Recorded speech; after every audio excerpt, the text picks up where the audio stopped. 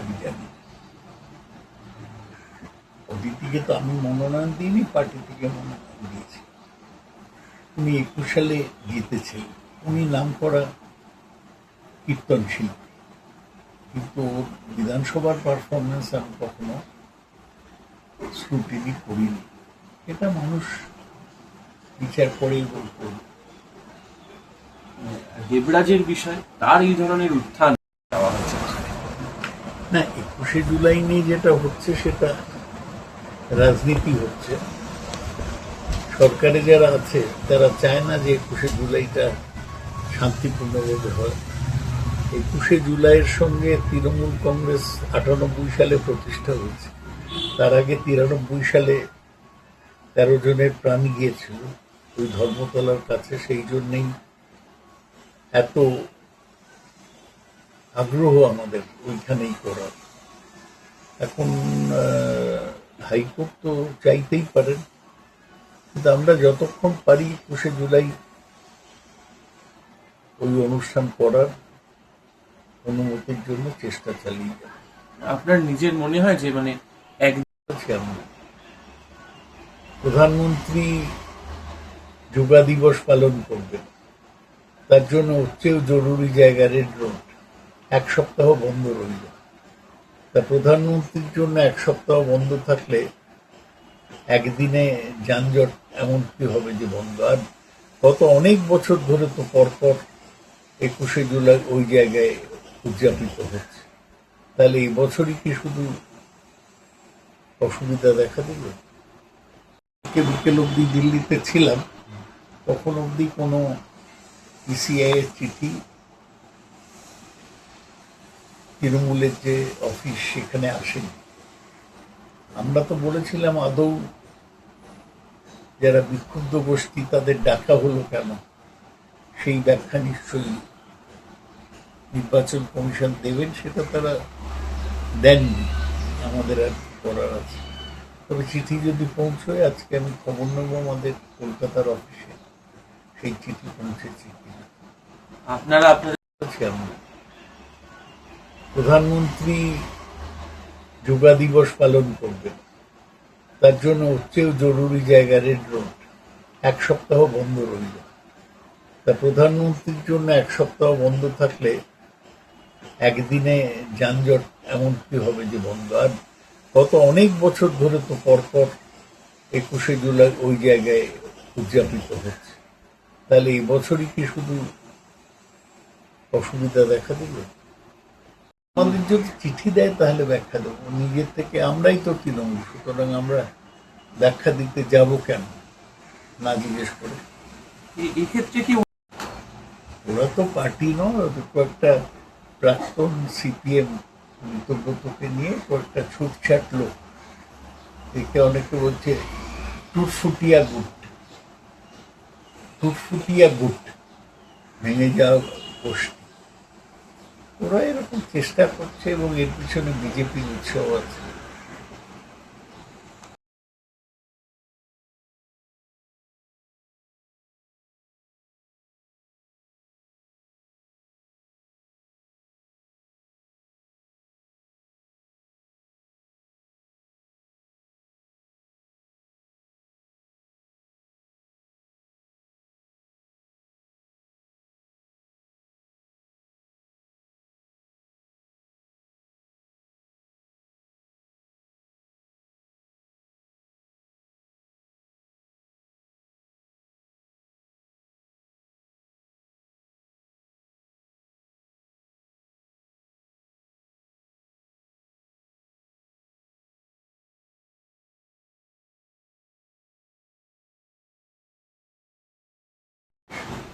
সরকার,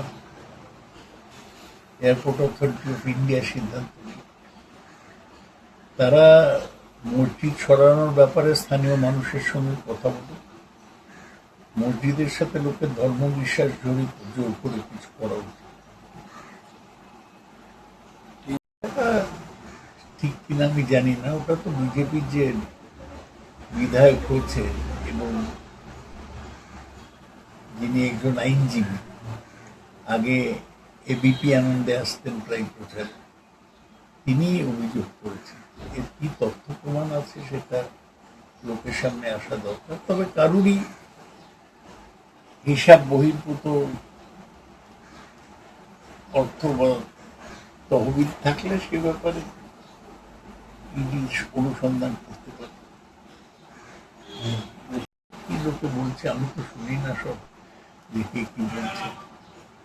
আমরা কংগ্রেস করতাম, তৃণমূল করেছি, পার্টি করাটাই আমাদের জরুরি ছিল। আর আমরা যখন শুরু করেছি তখন তো বিরোধী দলে ছিলাম, অর্থ উপার্জনের কথা মাথায় আসে।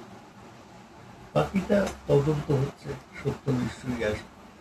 সমস্যা হচ্ছে আমাদের দেশে, পশ্চিমবাংলায় যত মামলা হচ্ছে তার কোনোটা কি চূড়ান্ত পর্যায়ে পৌঁছচ্ছে, কনক্লুশনে পৌঁছচ্ছে, কোনো রায় দিচ্ছে আদালত, এখন অব্দি আমি জানি না। এগুলো সবই বিচার করা যাবে, লাস্ট সে আমি জানি না। অদিতিকে তো আমি মনোনয়ন দিইনি, পার্টি থেকে মনোনয়ন দিয়েছি। উনি 21 সালে জিতেছেন, উনি নাম করা কীর্তন শিল্পী, কিন্তু ওর বিধানসভার পারফরমেন্স আমি কখনো স্ক্রুটিনি করিনি। এটা মানুষ বিচার করেই বলতে।